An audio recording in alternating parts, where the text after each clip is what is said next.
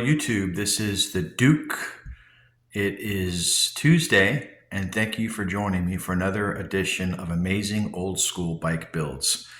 Today I'm going to feature the various types of BMX and 10-speed cranks, and actually some cranks that were hybrid cranks that worked on both the 10-speed version and the BMX version. We're going to discuss how to differentiate one-piece cranks from three-piece cranks, the different types of materials used to construct each, pedal fitment, because one is 1/2 inch and one is actually 9/16, so you have to make sure you buy the right size pedals for your cranks. Always make sure of that because they're not the same. And we'll talk a little bit about the history of BMX cranks and the different experiments that different bike manufacturers, particularly Huffy and Schwinn, did over the years. Okay guys, so for the first example, we're going to go over the most common and basic BMX crank, which is the one-piece crank configuration. And this is a good example of one with a chromoly crank arm and a Schwinn sprocket. Okay, now the first thing you notice on this configuration with this particular Takagi crank, and this is a Takagi MX, I believe, let's see. Yeah, this is a Takagi MX 165, which means the length of the arm is 165 millimeters. Most BMX cranks are 175, 180. This is a little bit short, as a matter of fact. And there's your sprocket. And what you'll notice is on a one-piece crank that you've got a cast one-piece iron arm that's connected to the spindle. The spindle is what we refer to as the centerpiece that connects the drive crank to the opposite side of the bike, the left and right crank. The energy is exerted when you push down on this, and it causes a rotation on the sprocket, which in turn turns the chain and in turn transmits power to the rear of the bike, the rear axle. Okay, with one-piece cranks, you'll always notice a configuration like this. You'll have these bearing cups. Bearing cups actually go into the frame of the bike, and I will show you that in just a second. The bearings will sit inside the cups like this. Okay, this will press onto the bike when you install your bike. This race will go against the inside of the bike with the bearing. On the other side, you're going to have a copy of the same configuration, except you're going to have this locking bolt, and then once that's tightened down, you'll have a washer that goes above it, and then you'll have a lock bolt that goes above the washer. And that completes the configuration. And the type of bearing cup that I'm talking about is similar to the one on this bike frame that I'm working on right now. This is not a sealed bearing system. This is that bearing race or cup, whatever you want to call it, pressed into the bottom bracket of this bike frame. And that is, folks, the most typical configuration of bicycle manufacturing nowadays is the one-piece BMX crank. So here's a one-piece crank configuration on this Huffy flatbed. Okay, most of the cranks on these bikes are three-piece, but you'll notice on this Supercycle we have one-piece cranks. On the Norco we have one-piece cranks. Believe it or not, on the CW we have one-piece cranks. And on the dyno, so we have several configurations with one-piece cranks. Mongoose, one-piece cranks. Okay, these are all one-piece cranks. Now we're going to talk about the next type of crank that's very common, and that's the three-piece crank.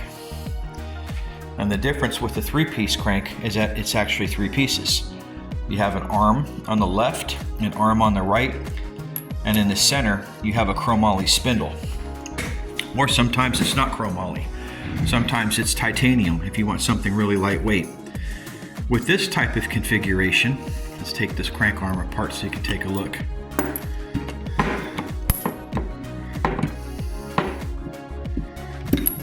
Sometimes these are a little bit difficult to get off of here.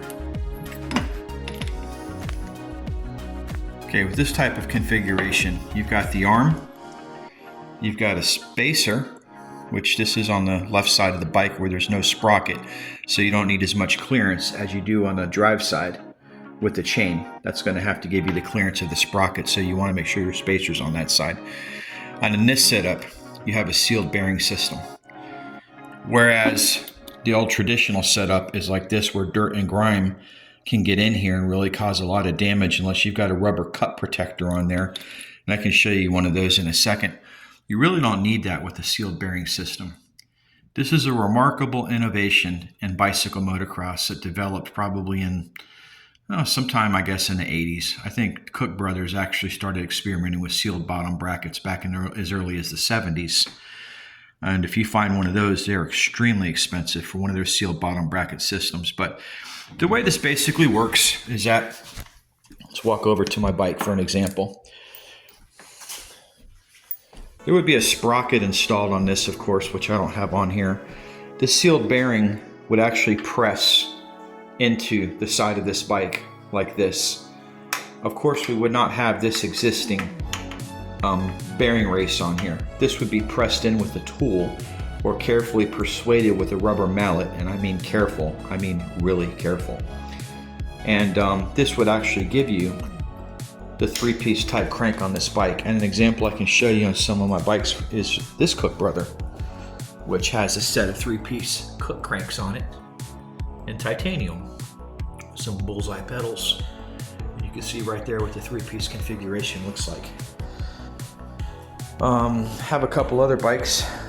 This Torker has a 3-piece configuration as well. These are 1-pinch profile cranks from the 80s.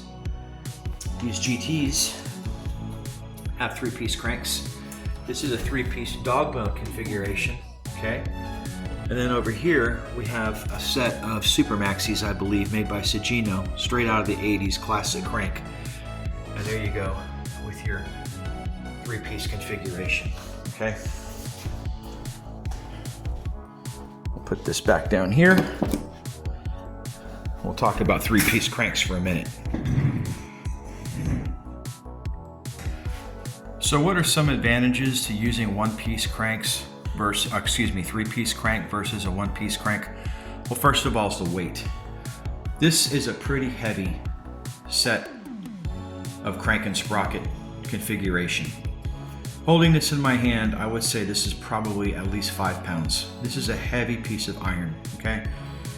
Now, when you get over to the 3-piece configuration, granted, this is steel, so this is still heavy, but they do make these in aluminum. Cook made these in aluminum back in the day.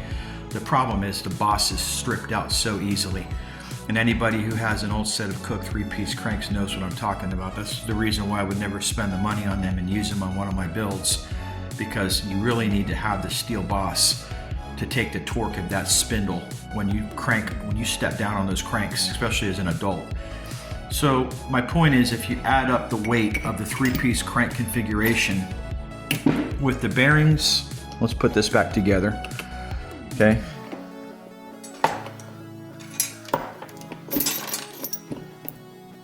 Once you lift this up, the weight of this actually feels heavier, okay, than this 1-piece crank configuration. I don't have a scale to test this, but this is a heavier setup than the 1-piece. So the misconception that all 3-piece crank setups are lighter than 1-piece crank setups is not true. This Takagi 1-piece crank configuration is actually lighter than what I'm playing with here with the steel 3-piece crank setup from Redline. Now, this takes us into the next type of 3-piece crank, and we're talking about for 10-speed bikes.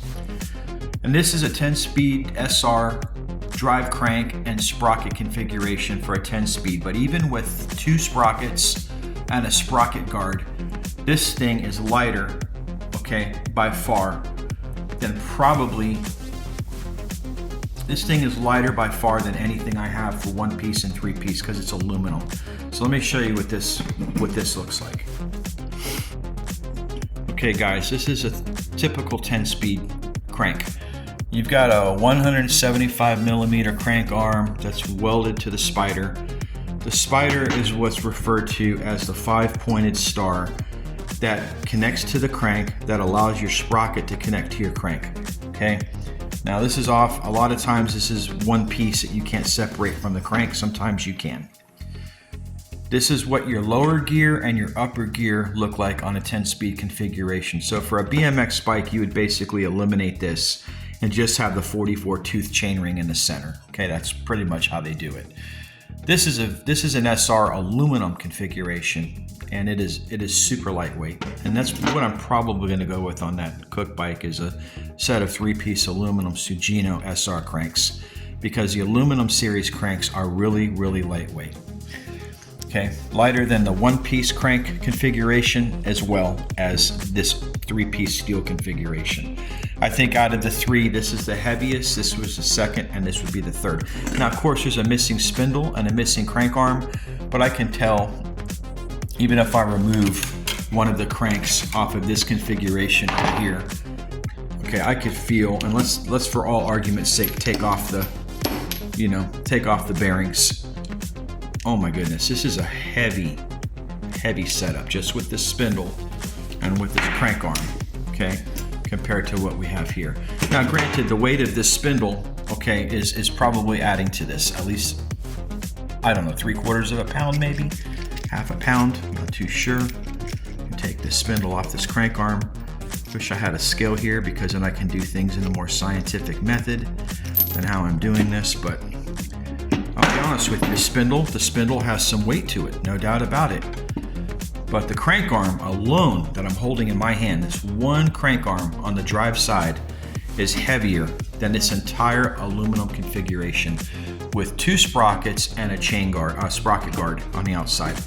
This is lighter, okay, than this, all right? That's just the advantage of aluminum. Now here's the problem with aluminum. This is a softer metal. This is a much more durable metal. This boss will never strip out of here because this is heat forged steel, or some type of forged steel, whereas this is aluminum. And here's an aluminum, this is the weakness. Even though the center of this is probably a different type of material, the center of this, where the bottom spindle connects, is probably a forged steel that's somehow pressed into the aluminum, or a steel spider altogether, that connects to an aluminum chainring configuration. I'm not very familiar with the materials and methods of construction of Sugino 3-piece cranks, but something tells me this may be a fusion of steel and aluminum for durability. Nonetheless, this is still by far lighter than what we have here, okay? Now this takes us to the third and the funkiest type of drive configuration. And this is something that Huffy used on an old bike called a Z2, which was that 20-inch BMX bike that allowed you to have a shift gear on the handle. And it basically used a configuration like a 10-speed. You had 2 sprockets, okay, and you had a chain ring protector, very similar to this configuration. And when you twisted the throttle, your chain would switch from the high gear to the low gear, and that would give the kid the sensation that he could control the power of his bike, okay? And it was a pretty cool trick at the time. And this was something that Shimano, I believe, put together on this setup. Huffy went to the experts. Yep, Shimano SX. Super W cut, it says. And you can see how they did this. It's a 1-piece crank, just like on this configuration here. But they used a special sprocket configuration, which consisted of an anodized chainring guard, a large tooth sprocket, and a small sprocket. And that's basically all that is. It's the same thing as this, but a modified version with 2 gears. And this actually went into the bike, and you were able to have a 2-speed bike. Okay, the rear derailleur wasn't able to change into the 10-speed configuration like you could with this bike, but nonetheless, it gave you that turbo option that kids like. So I wanted to show you guys that because that's rare. You're not going to see many of these anywhere online. You're probably never going to see the bike that gets connected to. I had one, but a collector took it off my hands and offered me a price I could not refuse. So that's the different types of cranks, BMX cranks. And like I said, you need to make sure that when you buy a pedal, like this KKT pedal I have right here, with a 1/2 inch configuration, this is made specifically to go into a 1-piece crank. You will not be able, guys, to install this into a 3-piece crank. Okay, look what happens when you try to go in and tighten that. It is not going to work. See that? That's because this is designed for 1/2 inch and this is designed for 9/16. And believe it or not, it doesn't seem like much, but it's a lot, okay? It makes a big difference. It decides whether or not you can use it. So let's recap. What is my opinion on this whole one-piece, three-piece configuration BMX type of crank? What's the optimal choice for BMX? Well, that's a good question. If you're looking for something to keep your bike lightweight, no doubt about it, the aluminum Super Maxis, Dura Ace, Maxi Cross, Sugino SR, Suntour, Shimano type aluminum crank, three-piece crank with titanium lightweight spindle is the best way to go. That is what I'm going to use on that CBR bike I'm building, because that bike right now is coming in around 10 pounds. It is so lightweight, guys. It's just shocking how much savings in weight you can make on a bike with the proper components and the proper frame, fork, and bar configuration. And man, Cook really made a lightweight frame, fork, and bar configuration. Araya on the 7X, you will not find a lighter wheel. There's just nothing out there that I know of that's lighter. By the time you put the sum of all the parts together and combine their weights, you're going to come in at half the weight of a typical BMX bike of its era. But like I said in my Cook Brother videos, there's a price to pay to have that lightweight bike, and that means it's not as durable as the thicker walled OD heavier bikes with some stronger components on them. But when speed is the name of the game and the kid on that bike is really ready to give it 100%, and he needs the lightest bike for that competitive edge, every ounce matters. Okay, and back in the day, light bikes won races, okay? Not tanks, light bikes. So if you want to keep your bike light and you want to bling your bike, there's no better way to do it with a set of three-piece anodized cranks. A lot of people like to use three-piece cranks on their bikes just because they're so beautiful. Because the sprocket, spider, crank, and pedal configuration could be done so many different ways. And as a bike designer, that's really what we want. We want to create things that are inspirational and beautiful to look at. And there's nothing out there that I know of that lends itself better to that than a set of three-piece cranks. Whereas one-piece cranks, sure, you can change the pedal color and the sprocket, but there's not much you can do with the arms because they typically all come in a chrome or steel finish. Yes, some come painted, but most of them come in that typical steel milled finish. So what I prefer to use on my high-end bikes are three-piece cranks, and on my medium to lower-end bikes, one-piece cranks. And on this Cook bike, I'm going to be using a set again of three-piece aluminum cranks, which I'm going to install today, and I'll upload that video tomorrow. In the meantime, this was just a quick discussion on the various types of 1, 2, and 3-piece cranks that we have out there for options and what we've used in the past, and how 10-speed technology works with BMX, and how BMX actually embraced some 10-speed technology during some very interesting years of bicycle manufacturing from Schwinn and Huffy. And by the way, I'm going to do a Schwinn video on a Schwinn Orange Crate, which is a type of BMX bike that came out in the 70s that was very popular before the golden age of BMX. This was the bike that a lot of kids took to the track that broke. We'll talk about the history of that bike and what replaced it in BMX racing. And we'll talk about Schwinn and Schwinn's history. For now, folks, that's going to conclude this video on the history of BMX cranks. I hope you enjoyed it, and I hope you learned something. If you're new to my channel, I invite you to like and subscribe if you enjoy old 70s and 80s BMX bike content. In the meantime, this is the Duke reminding everyone out there to stay rad.